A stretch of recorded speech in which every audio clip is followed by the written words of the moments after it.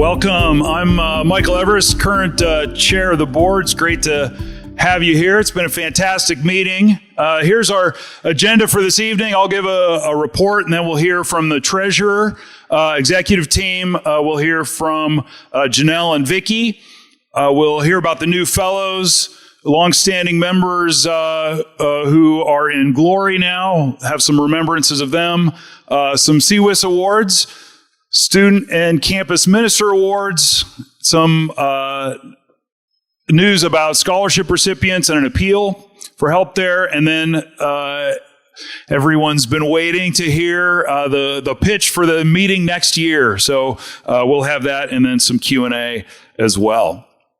So as I mentioned, I'm the current chair of the board of directors, and I'm actually the first chair ever. You may recall that we just switched from having a executive council with a president to having a board of directors with a chair, and there were some similar changes in the leadership. Almost the first chair. You may have seen that my colleague Steve Katakis and I did a workshop introducing new attendees to the ASA, and so I was brushing up on the history, and the records actually show that guy was elected chairman at the very first meeting where the ASA was formed in 1941, and he's actually my grandfather. So this was at the Westmont. Who was at that meeting? Who was at Westmont College in 1997? I've had several conversations with folks who were there. And there's a former student of Steve Mosier here. It was my wife of, I think, 3 years then, and it's her 29th anniversary today. So she's driving back from, thank you, she's driving back from dropping our kid off at camp right now, so she's not watching. So I was elected chair in April 23. So that was kind of a fun little coincidence of history. But then this was kind of odd. Even though he was elected chairman, the minutes record in September when they ratified the first Constitution, it was president, and it had been president until a year ago. So that was kind of some fun history. Also, in getting ready for that workshop, I noticed this. This was the entire statement of faith in that first Constitution. And it says, I cannot conceive of discrepancies between statements in the Bible and of the real facts of science. Accordingly, trusting in the Lord Jesus Christ, the Son of God, my Savior, for strength, I pledge myself as a member to this organization and the furtherance of its task. And really, this resonated with me because that has always been my attitude toward faith and science. Many of you have had, stories, or you may have known young people where they came to some crisis. I always just had the assumption that everything was going to be okay in the end. And it's fun to talk about and disagree about the details in the context of the ASA.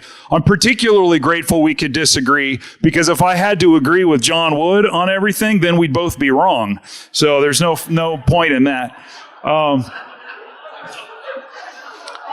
Okay, here's your, so it is a blessing to be able to disagree in the context of an organization of Christians in the sciences. Here's your current board of directors. Se Kim is our vice chair. Efat Zaidan is our secretary. Unfortunately, neither of them were able to attend this meeting, but you have been interacting with Dom. Mike Beidler is our chair, and Catherine and Robert and Bob were just recently inducted, and this was our first in-person meeting, so it's great to have them on the board and to maintain a CSCA member as well on our board. So we're really thrilled with our current board. Here's what we've been working on to let you know. We have had a long, gradual transition from what you might call a working board, where the board was very active in things like planning the annual meeting and various aspects of running the organization, and a relatively small staff. We've been moving toward having more of a policy board with an oversight role and some fiduciary duties to the members, and then a larger, more professional staff who's running the day-to-day operations participating, much more involvement in planning the meeting and things like that. So this is kind of this is probably a decade-long transition, maybe 15 years, but we're mindful of that, and we're wanting to do that well. When Janel came on as our president, they asked for Janel and Vicki had asked for a shared leadership model, and so they have a dual report to the board. So that's something that's a little bit different and new in the structure of the organization. I think actually even John was instrumental in that transition as well. We've been working on a board manual to get all of our policies in one place, so we have something to improve and work from instead of being kind of more of an oral culture and where is that document. This was extremely helpful in orienting our new board members, and so that was kind of its first real trial by far. That's still a work in progress. And we're also working on a code of conduct. If a member has a grievance against another member, feels like they've been mistreated in a meeting or something like that, just to get the level of professionalism in our member organization up to best practices. So that's something else that we're looking at. So one of the main things that a board does is we safeguard the mission. So I had to put this in front of you. This is from our current bylaws and Constitution and bylaws. Section 2 of Article 1 is the objectives. And you'll see that we integrate and interpret the discoveries of natural and social sciences, insights from Scripture and Christian theology. We communicate scientific knowledge and so on to threefold: to the public, the scientific community, and to the church. And we provide fellowship. I looked at the verbs in here, and it's just great stuff. Great stuff that is our call and our objectives in this organization. And many of you have been enjoying the fellowship here this weekend. And finally, we engage scientific colleagues in matters of faith and scholarship. That's kind of the official print in the bylaws. John started this, and we have some really slick things, and I think Janelle's going to say a little bit more detail, but this is currently how we're presenting and talking about the mission, vision, and values of the organization. So I'm not going to steal Janelle's thunder on that. But I think I'd use my time here to just give a little pep talk. And if we think of who needs us, right? For whom do we exist? How are we uniquely positioned to serve? I think young believers need us. And looking even at the earliest documents of the ASA, this was central to our mission. We can communicate to young scientists, young believers, that it is possible to be a Christian and a scientist. My philosopher friends tell me there's many ways to prove something is possible. One way to prove something is possible is if it is actual. If it really exists, it must be possible. And here we are. So we can communicate to young believers that it is indeed possible to be a top scientist and a sincere believer. I think scientists, believing scientists, and secular universities and industry need us. Many of you would fall under that description, and you need us for fellowship. That's in our objectives, and I think that's why you're here, and I'm glad you're here, and I think you have colleagues and coworkers who also need this fellowship, and I would encourage you to serve them through the organization. And scientists at Christian colleges need us. We have expectations to do to look at connections between our specific disciplines and the Christian faith. So for scholarship and professional development, our members who are on faculties at Christian colleges need us. And finally, I think the church needs us. We need to maintain a credible witness. And there are some great, very historic writings. Maybe some of you know the passage of Augustine where he says, if people outside the church hear us speaking nonsense about things they know to be true, how will they believe us when we talk about the resurrection of the dead, the kingdom of God, the hope of eternal life? So I think we have an important role to play in the church in helping them with science. So the ASA needs you. We are a member organization. You are the ones who accomplish the mission. So I hope you have some inspiration in all of that, and you can see how you can accomplish some of these. And I hope that the ASA can come alongside and empower you to make that happen. So that's the report from the board chair. There will be time for questions later if you have questions for any of us. But now I'm going to hand it off to Mike Beidler for our treasurer report. All right, good evening, everyone. Can you hear me okay? All right. Well, this year, I think, is the first year in a long time, if at all, that we've got a split treasurer and secretary role. And I asked Michael to do some homework in looking back at the history of the ASA to see if there was ever just a single treasurer position. I asked him what the results were, and he blank stare on his face. I said, "Where's your homework?" And he said, "His dog ate it." And I asked him where his dog is, and told me he doesn't have a dog. So, either way, so last year, you, the members, voted to amend the ASA's constitution to split the duties of secretary and treasurer. So those two responsibilities now rest on two different shoulders. And I've been on the finance committee since 2018, so I assume I was a natural pick to run the books. So in short, my treasurer role involves overseeing the management and the reporting of the financial affairs of the ASA. I also have to ensure that a report is submitted to you, the members, at the annual meeting, this is what I'm doing now, to cover those activities and finances of the ASA during the past year. And so we've just passed a fiscal year. So April 1st was the beginning of fiscal year 24. I also have to keep or cause to keep complete and accurate account of all of our monies, funds, and ASA property. So, I don't know if I can do this without your help and your support. So, but I appreciate the trust that you've placed in me. So, second thing is we kicked off last summer our legacy campaign. That was the public phase. It was silent before, but we came out publicly last summer with a target goal of about $5 million. And I'm happy to report that as of this month, we reached $3.2 million for that legacy campaign.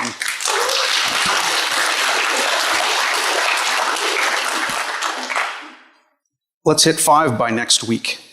Okay, so keep the pledges coming.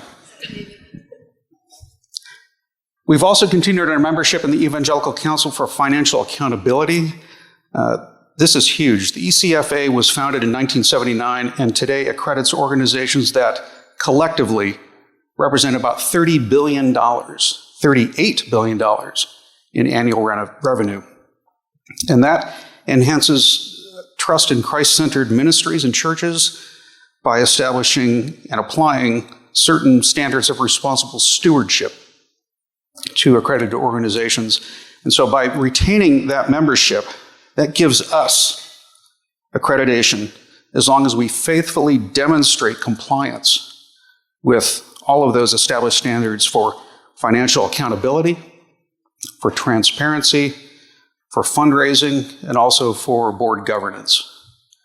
So again, ECFA, we are going to continue our membership so that you have trust in us, that we are wisely stewarding the funds. We also adopted earlier this year a 3-month operational cash reserve policy that provides some organizational stability. As everyone knows, back in March of 2020, we got hit with the pandemic.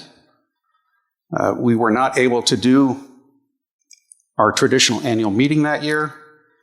And I will show you on another chart how much we rely on the income from that meeting for our operations. So we set a goal for ourselves. It's an aggressive goal that by the end of March, that would be fiscal year 28, of $180,000 operational reserve. Now, last year, we had an operational reserve of about $78,000. We had to tap into that operational reserve about $30,000, partially due to because of lower than anticipated attendance at the 2022 meeting. So how are we doing this year? Doing pretty good. So hopefully we won't have to tap too much into that operational reserve. But again, that is going to provide us a lot of stability in the future going forward. We have also decreased the publication frequency of our journal. This is to help reduce expenses and also to help our staff focus on this meeting and allow the annual meeting to be of greater value to you. It removes some of the workload off their shoulders, but we don't want to sacrifice content either. So you will see that when we move to that 3 issues a year model, that we're not going to be sacrificing content. So they may be a little thicker, right? Also, we have increased our dues for the first time in, I want to say, almost a decade. That would align us better with other analogous professional organizations. And what I have heard so far from you all is hardly a complaint at all. And I think that's because you guys see the value in the American Scientific Affiliation. You see value in it, and you're willing to invest your money and your time to make this the best possible organization. And lastly, as Michael mentioned before, the expenses that the board of directors is dedicating toward creating, maintaining, and sustaining professional staff can only add to the value of your membership as the organization both reaches out to the world at large to increase the size of the organization's impact, but also reaches within to you, the members, to assist you in increasing the size of your impact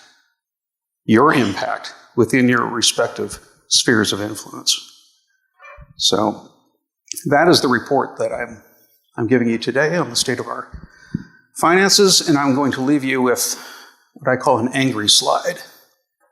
Yeah, a lot of details here.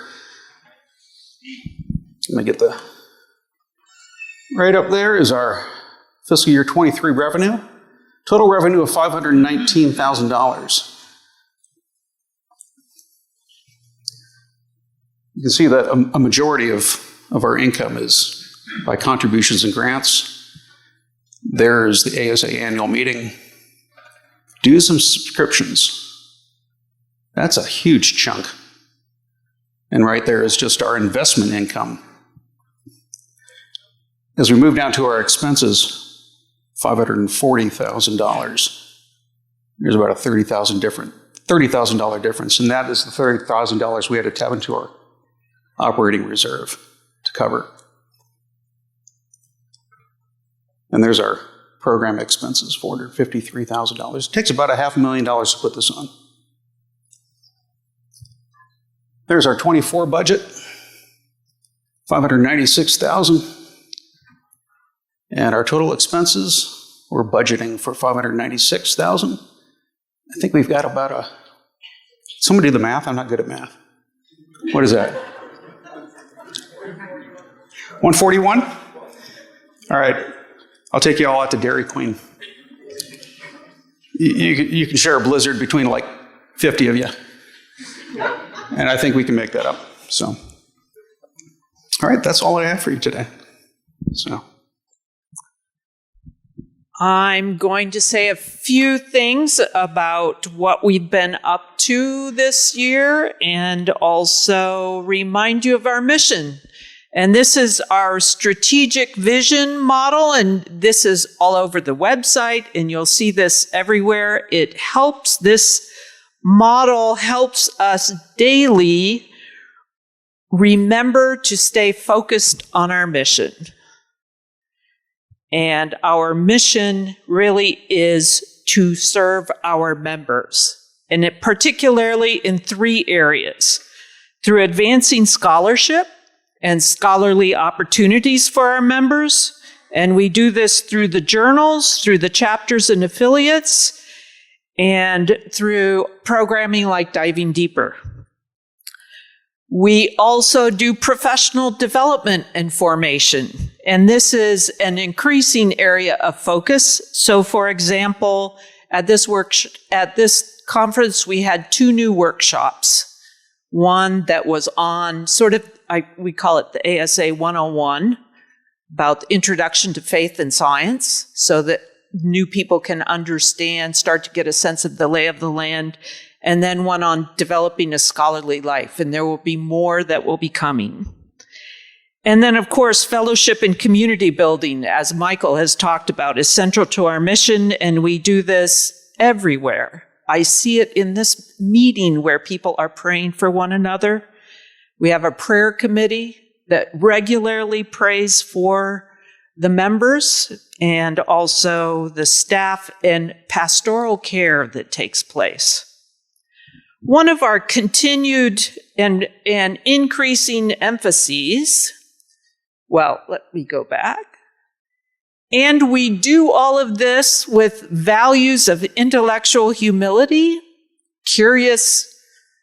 courageous curiosity, and radical hospitality. One of the great things I heard today is somebody said to me, "This is the friendliest meeting I've been to." An academic meeting where people are really friendly with each other. This is great. And an increased emphasis is working with many partners and forming many collaborations. So here's just a sample of the organizations with which we work. And I want to stop and take a minute to just ask anybody who is involved in any of these organizations, works for these organizations, or any others we collaborate with, to just stand a minute.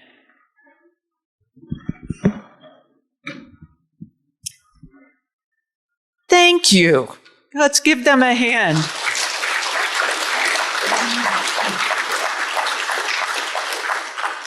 It's essential to our mission to work with all our other partners. So I'm going to turn it over to my better half, which is Vicki Best.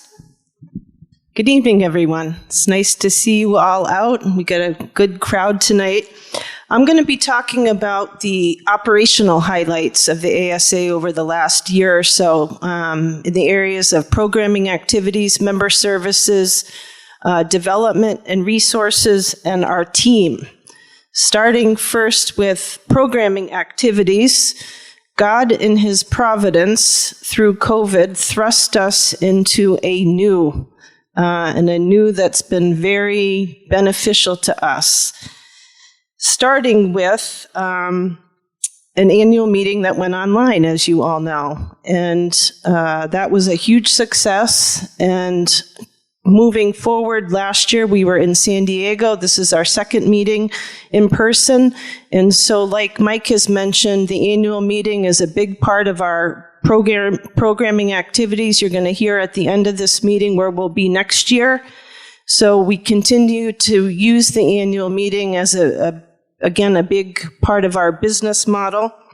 Secondly, diving deeper discussions came about during COVID. It was Randy Isaac's brainchild, and it's been a real hit. Randy meets every month.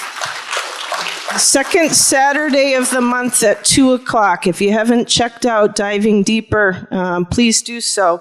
But it's a wonderful way to come in and talk about articles and book reviews in the journal. And Randy's going to use the next couple of meetings related to this annual meeting. So again, please join us for that. Another great opportunity that the ASA has is our Career Center. How many of you are aware of our Career Center? Raise your hand if you are. Okay, few of you are. Our Career Center is a robust resource for both job seekers and employers. So check it out. It's really got a lot of great aspects of it, and we're going to be rolling that out more publicly over the coming months. But again, that's a great opportunity for our members. Fourthly is our winter symposium. We are going to, this winter, the last Saturday in January, we're going to bring in Elaine Howard Eklund. Again, this is an opportunity for us to witness to the public. So we consider this an outward-facing event. It's all online, and we've had great success with it over the last couple years. So plan for that the last Saturday in January. Mark McEwen has done an amazing job with a whole host of YouTube resources now, recordings that are online, and we've got hundreds of them now. So please, again, check those out online. Any programming activity that we've had is recorded and is in that file. And lastly, I'm going to invite Randy Isaac up. He has an exciting announcement to make, and I told him that I would give him 30 seconds. Thank you for giving me 30 minutes. I think I can I'll try to get in there. But first of all, how many of you think that you've attended more than 23 of these annual meetings? Anybody? Bill. Yeah, Bill. Okay. We got one here, Bill Jordan, and a few minutes ago, Terry Gray and I were chatting, and we figured out that each of us has probably attended 22 to 23 annual meetings. So I think Keith and Ruth Miller have exceeded that, and they couldn't come this year, so they are listening on live stream. Hello, Keith. Hello, Ruth. We're giving a nod to you.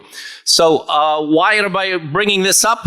Because for many years, Terry Gray and I have had a dream of getting all of the annual meetings online, the past ones. These began in 1946, and we have managed, with a surge of activity in the last few months, we have managed to obtain and to post online the agenda and the abstracts for all of the meetings. So, effective this afternoon, and you should be able to do it now. And if you get bored, you can always check your iPhone and get on the homepage. There are two places where you can find it. They're identical. Either under the meetings headline, you'll see all annual meetings, and under publications, you'll see also an annual meeting. Either one will get you to a page that will list every single year. And I wanted to just quickly explain a couple of the features of it. For the recent ones, with many thanks to Mark McEwen, who's done a terrific job, for the recent years, there's a little video icon which will take you to the YouTube page of the playlist for a video of everything that was recorded. So you can see the video of everyone, but that's only the last few years. I don't know why he couldn't get the 1946 one on, but he'll still work on that a little bit. And then there's one more icon, which is a folder, and that has room for a collection of any other material we have for that meeting.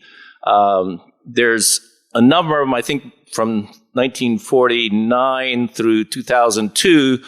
Those are just any publications. We haven't really gotten all the annual meetings tied up in there. We'll be updating those over time. But after, I think it was 2003 or 2004, that will give you a list of the links to all of the talks that are there. So give it a try. And if you're wondering what were the hot buttons in 1953, now you know where to find it. Thank you very much.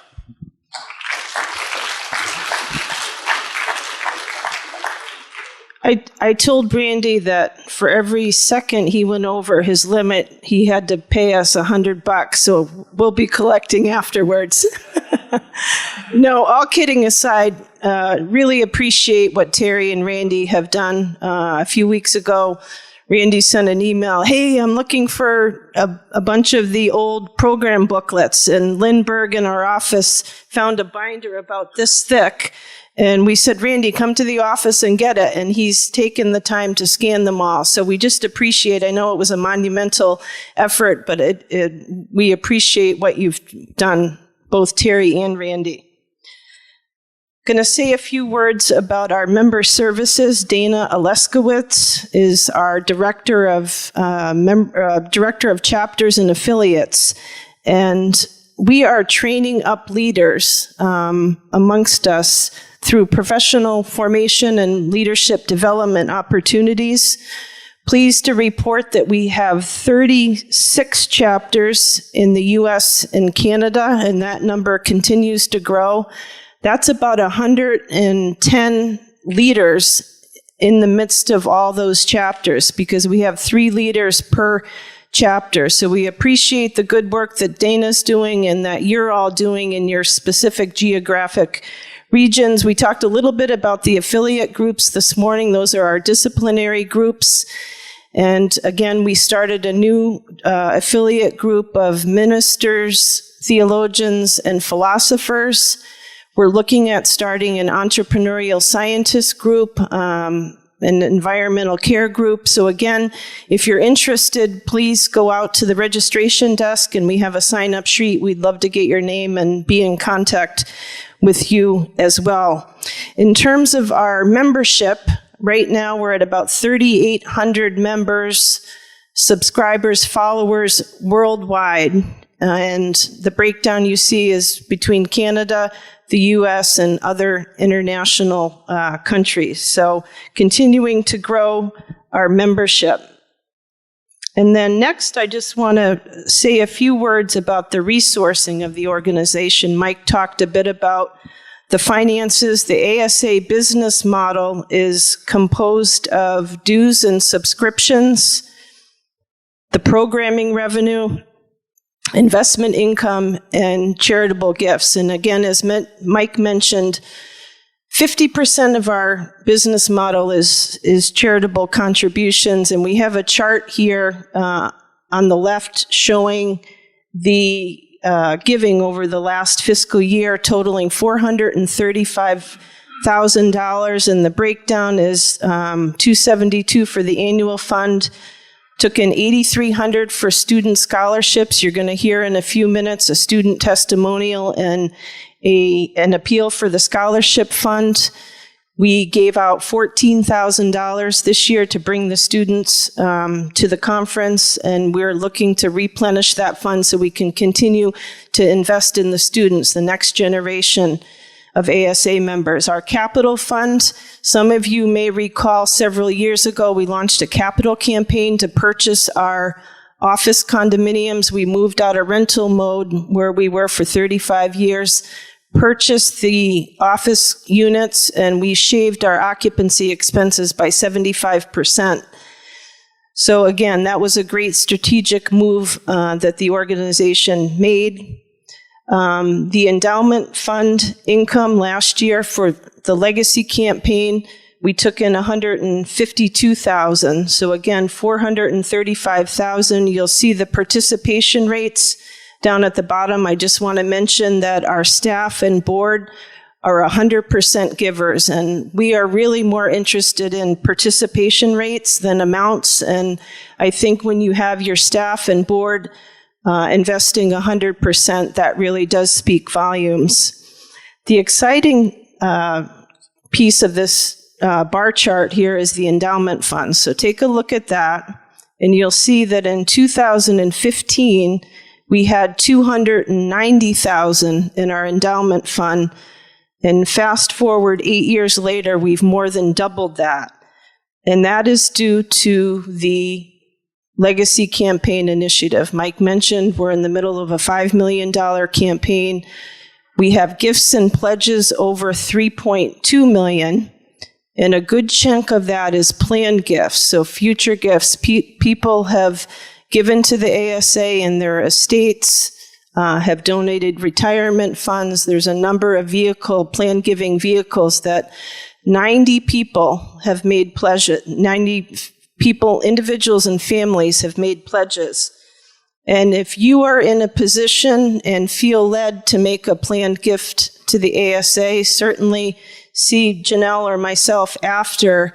And we are really looking to build the ASA for the next generation and ensure the financial sustainability of the organization. And of course, as the endowment fund grows and we draw 5%, that is our policy, that is coming back into the operating fund, and we're able to use that year after year. So again, I just want to thank all of you. Many of you make gifts to these various funds, and we couldn't do it without you. So thank you very much for your investment, financial investment, as well as prayers and your time, all the different ways that you give to the organization. We are most grateful. And finally, none of what we've talked about tonight would be possible without this team of people that we have. And we are blessed to have, like Michael said, a very professional team. They're experts in their field. We call ourselves cross-functional distributed team.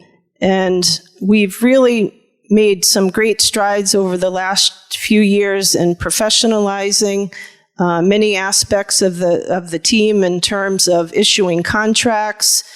An employee manual was approved a couple of years ago. We rolled out a benefits plan for our full-time employees with health insurance and retirement. And so we've really come a long way over the last several years. And I just want to recognize each of these people. Michelle Pizzeni is an administrative assistant that works in our Topsfield office. Many of you know Lynn Berg. Lynn has been with us for 28 years, and she's attended, I think, 25 meetings. This was the first meeting that she did not attend. She has decided that she's done enough annual meetings, and she's off on a vacation with her sisters this week. So we're thrilled for her. Becky English is our Director of Membership and Outreach. She's the one that you have interacted with over the course of the weekend. We appreciate Becky's good work. I just want to recognize Cy Gart and Aniko Albert. They're the team that does God and Nature. Cy and Aniko, would you please raise your hand or stand? Oh, there they are. Okay, thank you. Jim Peterson is our editor-in-chief of the journal. Jim, you are here. Please wave. Thank you for all that you do for us. You'll be hearing from Hannah Eagleson in a few moments. Hannah is our Director of Partnerships and Innovation. And Mark McEwen joined our team. There he is in the back. He's running all this. We couldn't do this without him, and we're thrilled to have him on board as well. And it really spoke volumes to me, and I realized that we had an amazing team in place when I was issued a sabbatical this winter for the months of February, March, and April. And the team did not miss a beat. Janel stepped forward and provided wonderful executive leadership. Becky, Dana, the whole entire team came together, and it was as if I wasn't even missed. But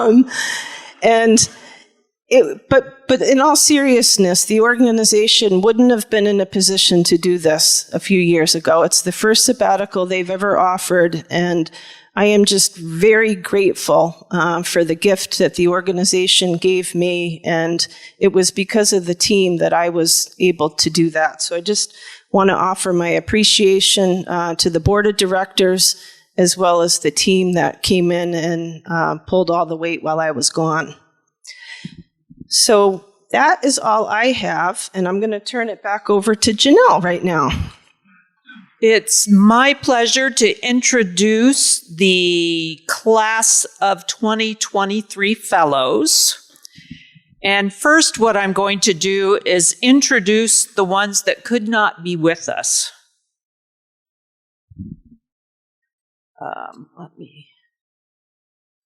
So first, Joel Adams. Joel is Professor Emeritus of Computer Science at Calvin College, or University now. He has an expertise in software development, computer operating systems, and networking. He received a series of NSF grants and has been the primary architect of 6 Beowulf-class supercomputers. He received 2 Fulbright fellowships, one to Mauritius and one to Iceland. And he is a Jefferson Science Fellow at the U.S. Department of State. So that is Joel Adams, who could not be with us tonight. Oscar Gonzalez also could not be with us. Oscar was born and raised in Peru. He was Associate Professor of Biology at Emmanuel College in Georgia and has recently gone to Anderson University in South Carolina. He holds a PhD in interdisciplinary ecology and has focused his research on tropical ornithology, plant-animal interactions and conservation, and has over 40 publications in English and Spanish. He has been the voice for a positive interaction between science and Christian faith. For example, he has given talks on such topics as Pentecostals as conservation allies in the tropical Andes of Peru. He serves as a vice president of a conservation group in Peru and also serves on the BioLogos Advisory Council. Angela Cantola. She is a wildlife ecologist who served as deputy director of the Upper Colorado River Endangered Fish Recovery Program from 1989 until she retired in 2017. This program received a Department of Interior Cooperative Conservation Award and is considered a national model that demonstrates public-private partnership that can work to resolve conflicts and conserve species. Her calling as a wildlife ecologist is driven by her calling as a person of faith to care for God's good earth. She facilitates retreats that help people rediscover God's presence in creation, and she's been active in a number of Christian environmental organizations and also the Rocky Mountain chapter of the ASA. And finally, David Lottie, who could not be with us. He has a PhD in moral philosophy and the philosophy of biology, as well as another PhD in ecology and evolutionary biology. He's associate professor of biology and an assistant professor of psychology. He does things in double everywhere. So he has more than 70 scientific publications that illustrate the broad and interdisciplinary nature of his work. And since 2009, he has run a behavioral evolution laboratory involved in rapid evolution, ornithology, anthropology, and cultural evolution. And he serves on the board of trustees with the Templeton World Charity and the Advisory Council of BioLogos. And then for the ones that are here with us, what I would ask them to do is to come forward as I read their introduction, and then we are going to give them their certificate and also take a picture. So first is Ryan Beebe, biology professor at Calvin University. His specialty is ecology and evolutionary biology with a focus on paleontology. He works with museum collections and has excavated skeletons of fossil whales at site in Egypt.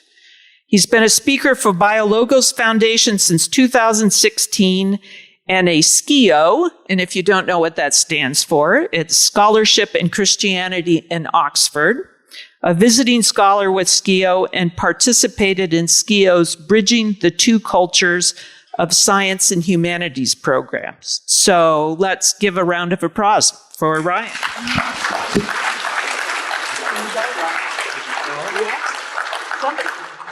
There she is. Look again. Okay. Thank you. Peter Bussey, who is here with us from the UK, retired in 2009 from the University of Glasgow after a long career there.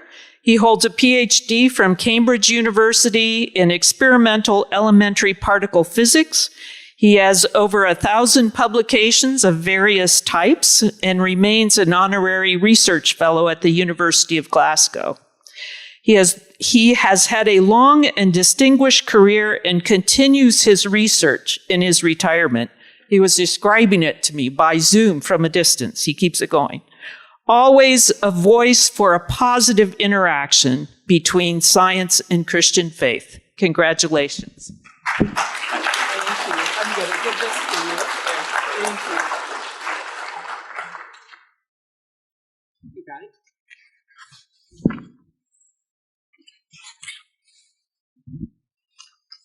David Clements is Assistant Dean of the Faculty of Natural and Applied Sciences and Professor of Biology and Environmental Studies at Trinity Western.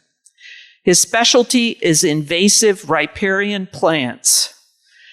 He has published over 80 scientific publications and is active in the Canadian Weed Science Society and the Weed Science Society of America. He's also the founding board member of the Christian environmental organization ASA Canada. Is David here? Okay, very good. Thank you.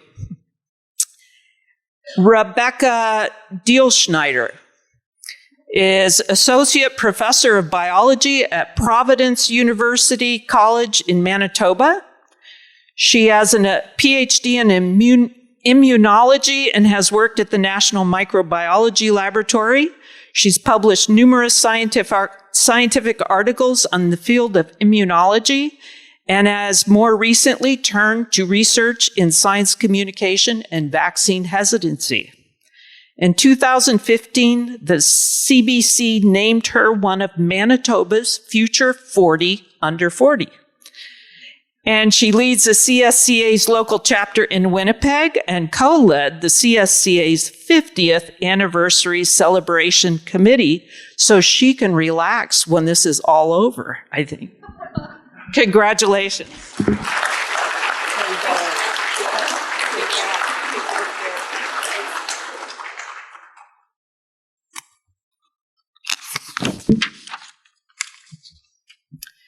And finally, Dick Fisher, who has theological degrees from both Evangel Theological Seminary and Regent University and has focused on Genesis and the Old Testament. He joined the ASA in 1988 when he needed a place to honestly explore issues of faith and science and published his first article in the journal in 1993. He has spent his career serving those on similar journeys. As he would say, he has spent 40 years studying 10 chapters of one book. He founded the Genesis Proclaimed Association with the motto, Finding Harmony in Bible, Science, and History, and is the author of the book, Historical Genesis, From Adam to Abraham. And he also was instrumental in helping organize the local chapter in DC. So is Dick here? He injured himself. Very good. So let's give all of these a hand of applause.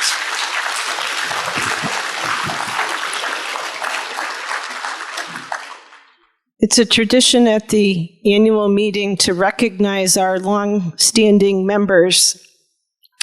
And believe it or not, we have 325 members that have been members for 40 years or more in the entire organization, which really speaks volumes. And as Janel and I travel the country visiting with people, we hear time and time again, one of the questions we ask is, how long have you been a member and how did you become a member?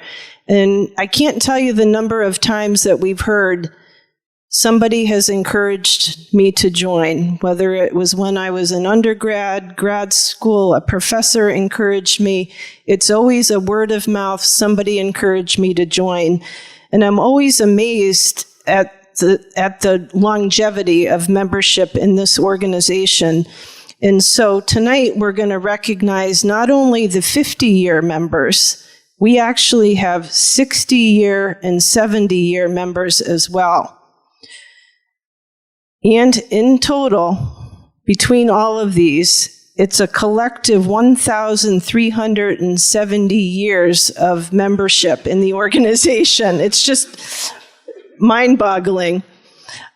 But our 70-year members right now are Robert Ziegler, John Osimchuk, William Pletcher, Don DeGraff, Rudolph O. Butler, Lee Isaacs, Fred Jappy, and with us tonight, a gentleman that must have joined when he was about 10 years old, Jack Richardson. So Jack, congratulations, and come on up and receive a certificate from us. Are you here? Oh, there he is.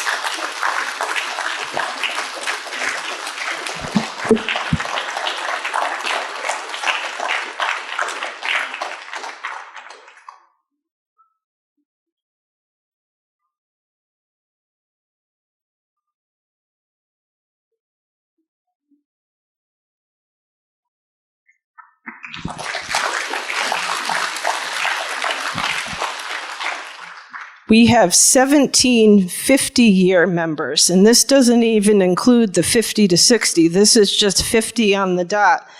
And you can see them all listed. I'm not going to read through each of them. I do want to mention that Walter Bradley would have been with us this weekend. He and Ann were planning to come, and they ran into a last-minute passport issue and were not able to join us. They were with us last year in San Diego. And yes, let me advance the slide.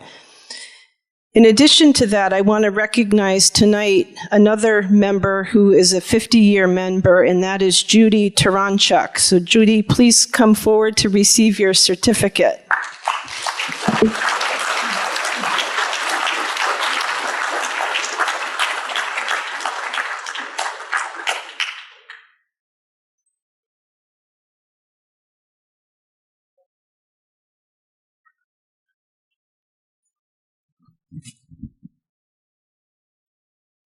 It's also a tradition at the ASA annual meetings to recognize those members who have gone into glory over the course of the last year and leaving a legacy for the next generation. So I'm going to go through each of these members one by one and just say a few words about each of them, and then we'll have a moment of silence afterwards. Wesley Bentrude was from Sandy, Utah, and he joined the ASA in 2007. He was a chemistry professor at the University of Utah, and he attended ASA 2017 at the Colorado School of Mines. Yes, I do. Sorry. That's Wesley. Next is Richard Castor. He was from Federal Way, Washington. He was a 41-year member. His discipline was archaeology and engineering, and he was a Greek scholar who visited 22 different countries. Next is Peter Esser. Peter was from Smithtown, New York, and he joined the ASA in 1966 as a PhD student. He was a board-certified physicist in nuclear medicine at the New York Presbyterian Hospital, and he enjoyed teaching and encouraging students of all ages.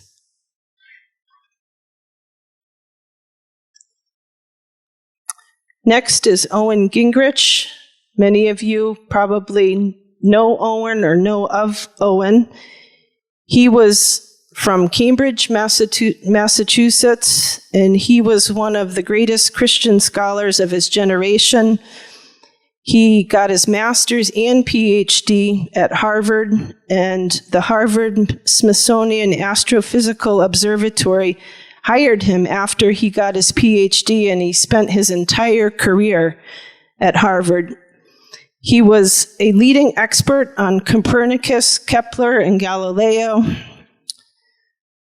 He had a very knowledgeable and rare collection of books, and Randy, John, and I have had the privilege of being in his home to view all the books. We also have been at his office at Harvard where he has the rare books locked in safes, so it was a real privilege for us to be able to interact and take a look at all his books as well.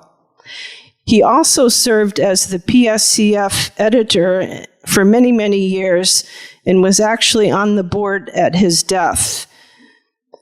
I also have had the privilege of getting to know Owen as well as Randy and John too, and I visited them regularly, he and his wife Miriam, in their home in Cambridge.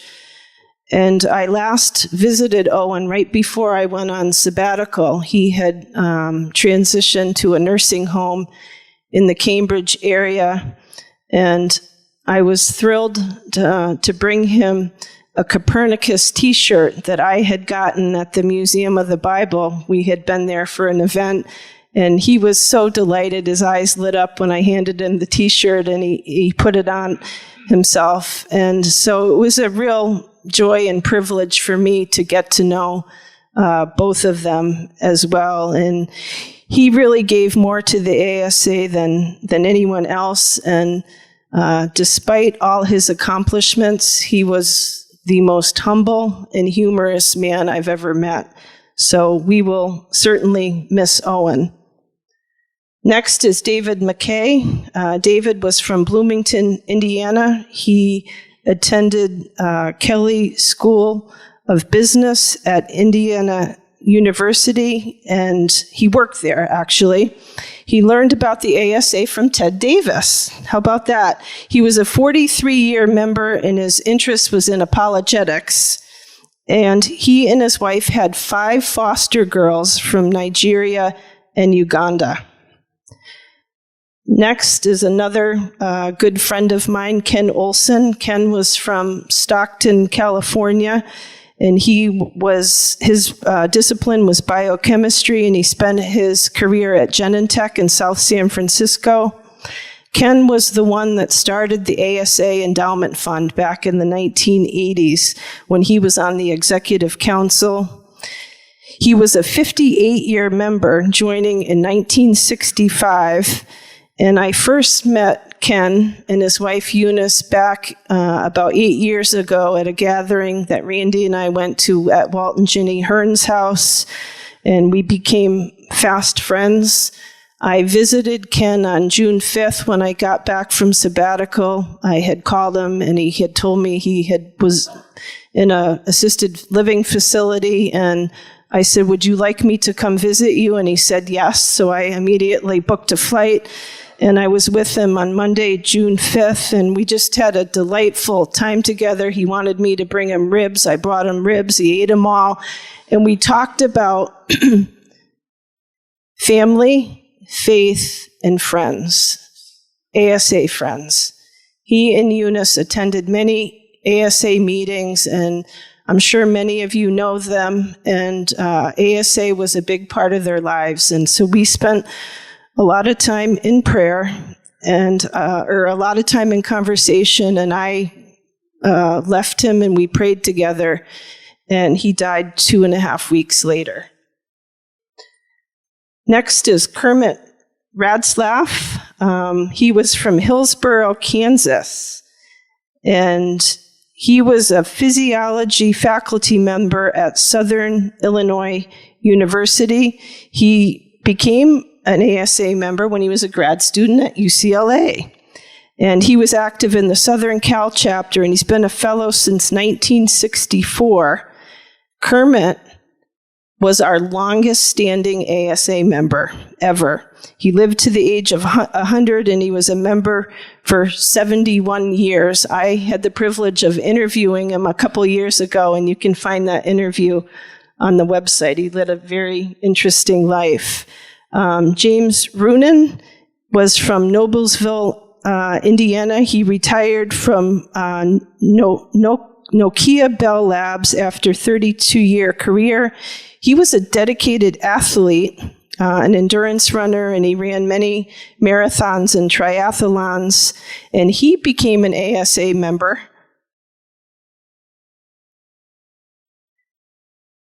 Through a Wheaton chapter meeting.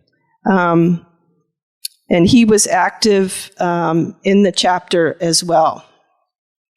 Next is Anne Marie Throw. She was from Arlington, Virginia, and she had a PhD in agriculture and worked in Washington, D.C. She first learned about the ASA through CWIS in 2005, and she loved to encourage young women that science is a God-honoring career and for them to speak up about their faith. And I remember meeting Anne Marie at the annual meeting at ORU.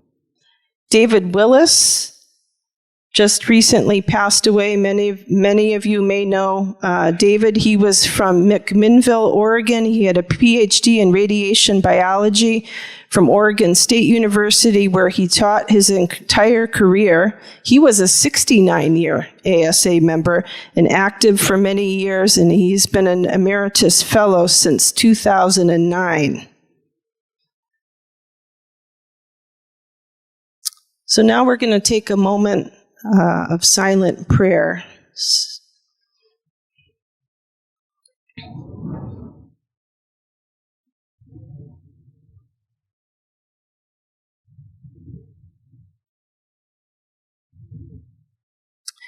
Ecclesiastes 3:2 says, "A time to be born and a time to die, a time to plant and a time to uproot. For our members in glory, Lord, hear our prayer."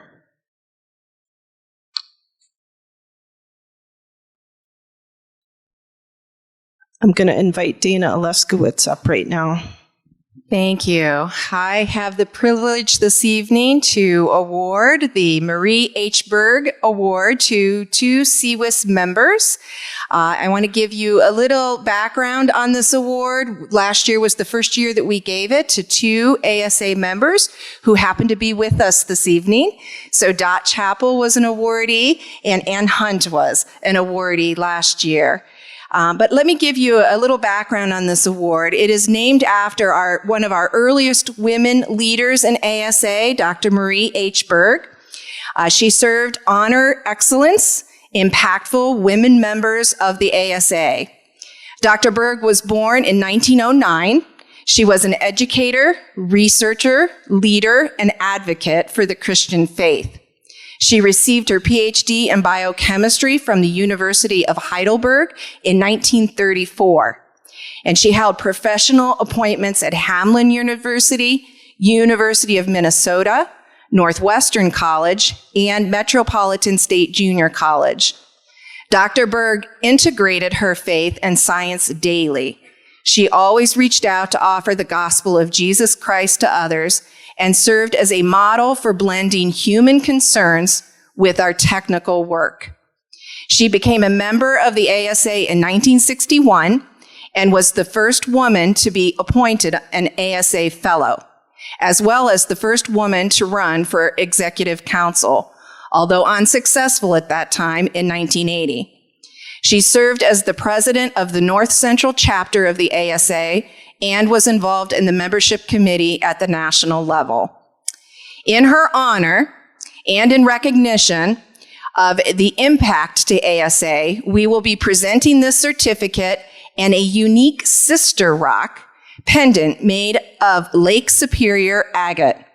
The sister rock symbolizes the sisterhood of women in the ASA and is one of the three that have been given to our fellow awardees. Agates are known for their colorful bands of microcrystalline quartz, but another thing that's wonderful about them is their translucency. This means that despite all the pressures that the sediments of these rocks are subjected to over time to form the swirls and the bands that make them well known and favored by the world, light will always find a way to pass through them. Equally, we recognize the many pressures and obstacles our ASA friends who will be being awarded this gift have overcome over the years to become who you are today. And yet the light and the love of Christ still shines through you as well. This light has especially shone over the service to ASA and the many new pathways that have been paved for the next generation. And so we thank you for the dedication to the ASA. And so this evening, we are honored to give this award to two recipients this evening, to Lynn Billman and Judy Taranchek. If you would come up.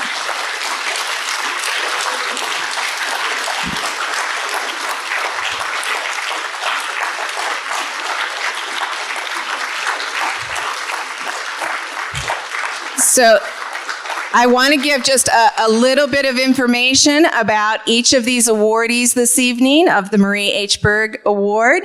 Lynn earned a BS with highest honors in chemistry at the University of California at Berkeley.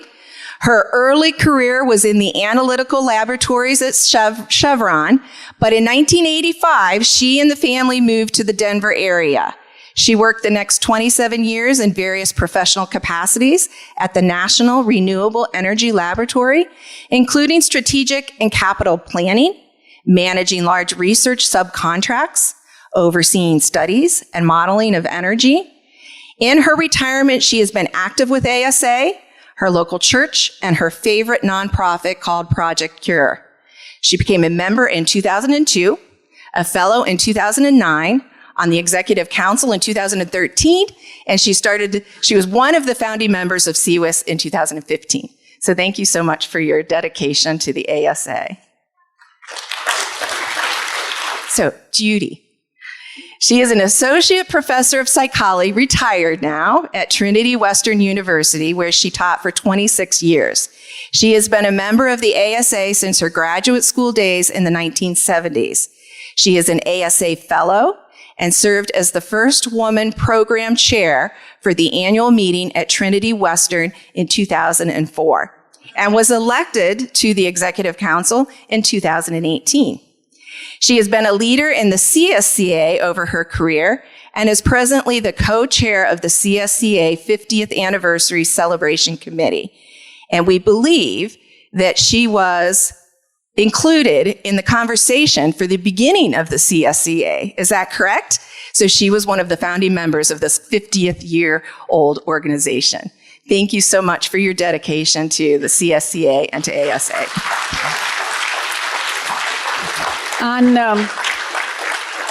On behalf of Judy and I'd like to remind you of what Paul said to the Corinthians.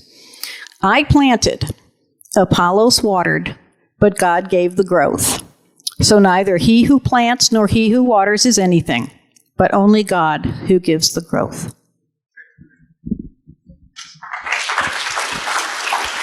Hello, can all of you hear me?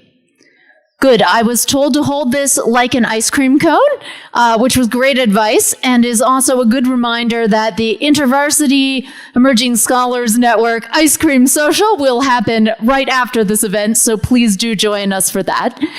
I am here to tell you about some student and early career events, but particularly to do some celebrating of campus ministers and early career folks among us.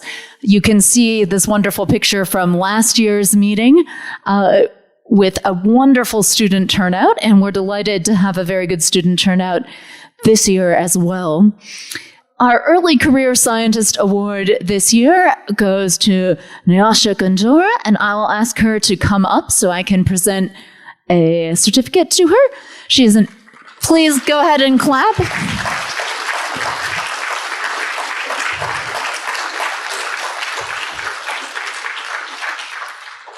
So, Nyasha is a very impressive scientist. She is with the Canadian Institutes of Health Research. She has a PhD in neuroscience from the University of Waterloo.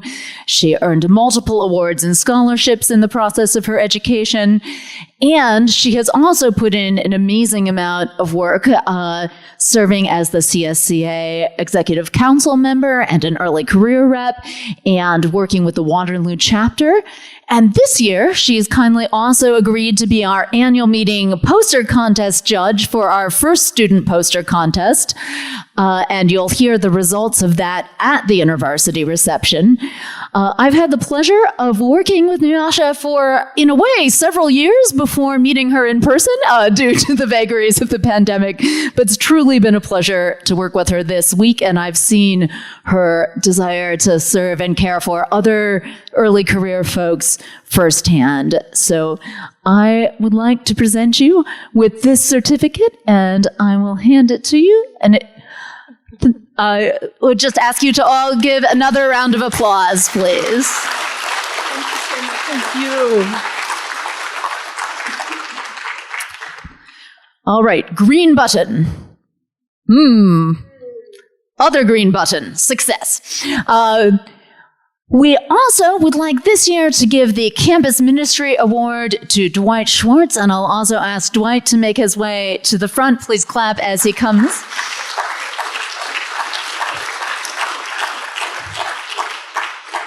So Dwight is with InterVarsity Graduate and Faculty Ministry. He is a long-term ASA participant, In fact, he was one of the first people to welcome me into participating in ASA. And tonight he's representing not only his own work in multiple contexts in the Baltimore and DC area, serving faculty and grad students, but also his long-term connection to Emerging Scholars Network, a national network within InterVarsity that supports early career scholars and co-sponsors our early career and student track here. He has a PhD in chemical physics from the University of Illinois at Urbana-Champaign, and he's used those skills in science both to remain very informed and engaged with scientific topics and to do 20 years of student and faculty engagement on faith and science, often in the form of one-on-one mentoring. One reason we started this award is that frequently when you ask someone, how did you get through a period of doubt about faith and science? Or how did you come to have a positive engagement in your faith and your scientific work? They say, well, there was this campus minister.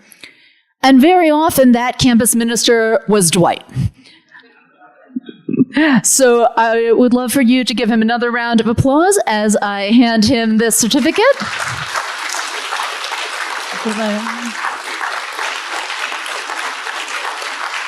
Thanks so much, Dwight. All right.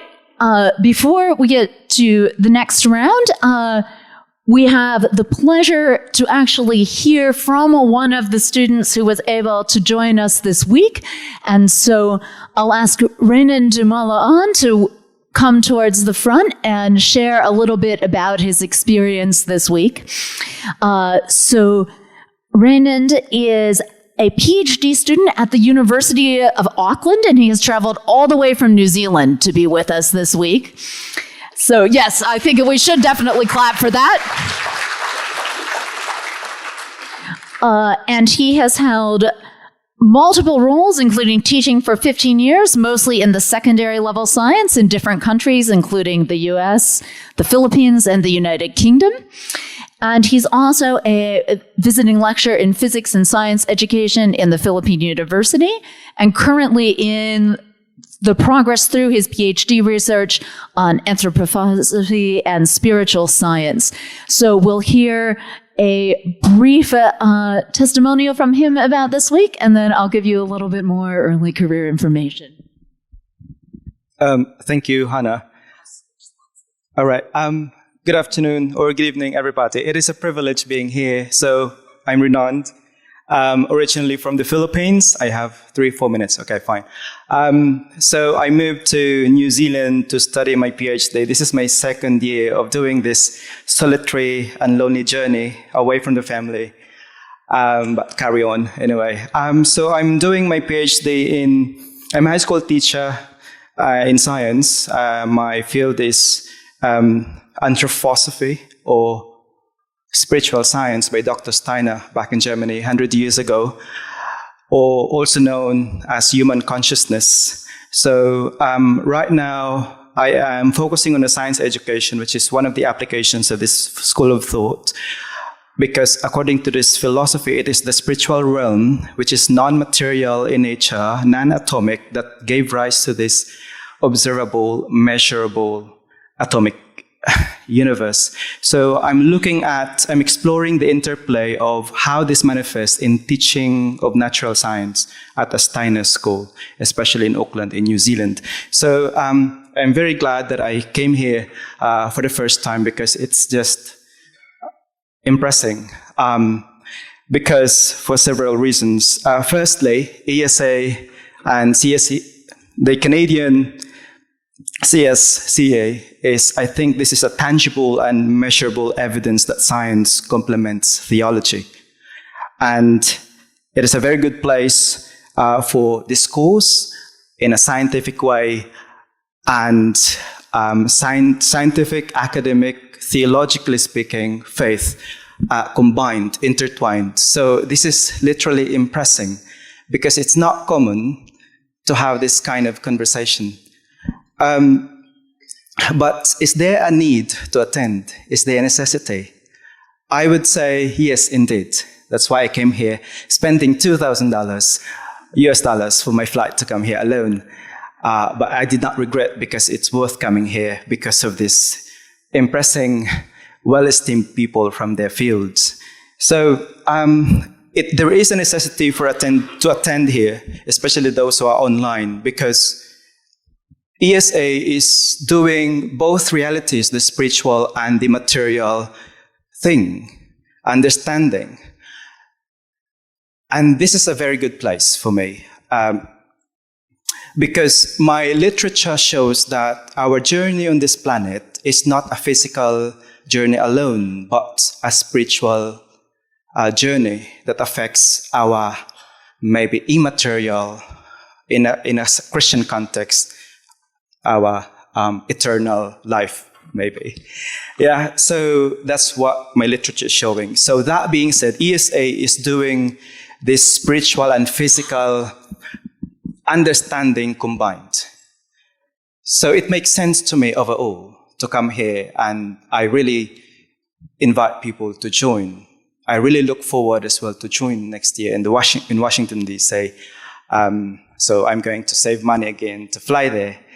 And yeah, on a serious note, I'll try to invite some of my friends as well in the Philippines, in Auckland, in New Zealand to come here, because it's really highly academic and spiritual in sense, because I believe we are a material body made of atom, made of carbon. That's the science, but we have a spiritual dimension, our consciousness, that sense of beauty or justice, which is so far science cannot fully understand. So it makes sense to me that we as a human being has a human flesh made of atom, science, but a spiritual dimension. So it's impossible for me to dismiss that we have no spiritual reality. We have spiritual reality logically, philosophically speaking, scientifically speaking. So everything right now happening is making sense. I look forward to attend, and I also invite people to join and attend and save money again and, donate maybe. Because as a teacher, what I'm going to do after this, so I'll be flying to New Zealand on Tuesday, is what I earn, what I obtained here is I'm going to use this in my classroom to strategize my teaching practice in the classroom. I think as a teacher in the high school level, I can change the landscape of education because of this. So it's really meaningful. So thank you very much. I'm talking too much now, but it's a pleasure and a privilege. Thank you so much. We are just delighted to have so many student and early career members and to have rising interest from student and early career members to come each year to ASA. This year we were able to give out 34 student and early career scientist scholarships, amounting to around $16,370. And we also have 246 student memberships in 2023 to date, as you see. And we're just delighted to have the deep engagement of students who are presenting their work, who are engaging with each other, and who are becoming part of our community. I'm so grateful every single year for the generosity of the ASA network and the joy with which people welcome new members. And we'd love to invite you to give towards student scholarships for next year. And in general, several students have told me how much that meant to them this year and how thrilled they are to be there and how interested they are to invite others. So we would welcome you if God leads and you are able to give to that. We have a number of ways to donate: cash or check, online at the ASA website, Venmo at American Scientific Affiliation, or online at the CSCA website via Canada Helps. Vicki, do we need any more details on logistics? American and Canadian cash and checks. If you're writing a check, it's a Canadian check, write it out to the CSCA. If it's an American check, write it out to the ASA. So thank you. The girls will be coming around with the offering plates. Thank you so much for your generosity and your welcome. And I believe that's it for the Student Early Career Update right now. Again, I'm Mike Beidler. Cy Gart is my co-program chair for next year. we would like to invite you to Washington, D.C.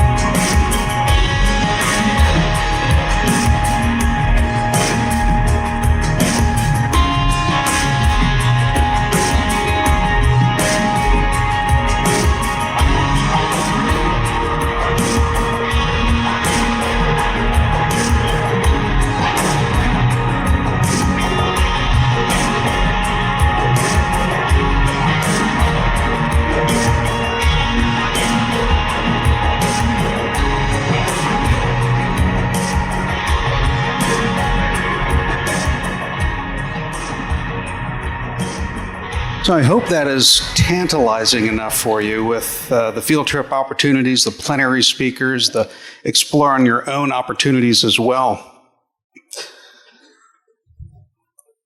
Diversity. It's one body, many gifts. And by diversity, we're talking about diversity in many forms. Scientific field, theoretical framework, metaphysical paradigm, as well as personal characteristics, ethnicity, religious denomination, gender, and age. And Cy and I, we desire to create a slate of plenary speakers that attempts to cover many of these forms of diversity to highlight the ASA's broad scientific and religious outlook, as well as this focus on working together despite our differences and using those differences to seek broader and wider influence within both the church and the scientific community.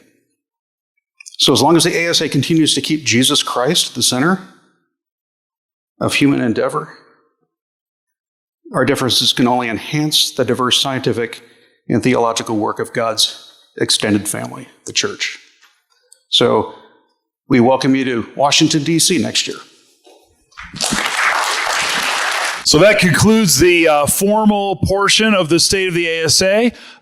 We will take a little time from now for questions. If anyone has a question, yeah, that's a great question. I'll repeat that. He's asking what our mission metrics are and how do we know that we're accomplishing what we say we're doing. This is actually something the board is working very actively on now. Even at this meeting, we're looking at we're giving the staff 10 or so dashboard metrics that we're going to track every time. Some are financial, income and expenditures, membership numbers. Of course, not everything that we really value and is important can be measured, but there are some measurable things that would tell us if things are going well or going poorly. And I can let you know more of what's on that list. What's that? Scholarship funding, the balance in various accounts, operating reserves. So there, not scholarship funding, but submissions to the journal. We got a great report, actually. Who generated that EBSCO report? Was that the staff or was that Jim? Yeah, so the office provided the board with a list of all of the requests through the EBSCO database, and it was fascinating to see how many, which articles were requested by which institution. I was frankly amazed at the impact that the journal has been having in an amazing number of institutions, both Christian and secular. And that's just people accessing the journal through EBSCO, not through, members don't need to use EBSCO. So anything else I should add about the metrics, board members or staff? Yeah, and how are we measuring members? So member engagement, we're looking at things like annual meeting attendance, diving deeper, who's logging into that, things like that. Again, we don't know, how that's impacting people's lives, but if people are showing up or not showing up, that tells us something about whether we're engaging the membership. Great question, though. Thank you. I'd be happy to share the current state of that dashboard conversation. It's actually a very active piece of work right now. So, any other questions? Thank you. So for those online or who couldn't hear, I want to make sure I get this. Veronica is saying that we have a very active communication network, informal communication, and also the staff calling members and lots of communication that can't necessarily be measured, but is very, very active. Thank you. It's great. Okay, any specific instructions for what's following right now? Or just go out and have ice cream? Okay, so if we could have the students come forward for a photo, and if we could have, if you have the VIP tag because you're at a special, 40, 45, 50, if you're in one of those classes, if you would come up for a photo, we'd appreciate it. Otherwise, have a great night. We'll see you tomorrow.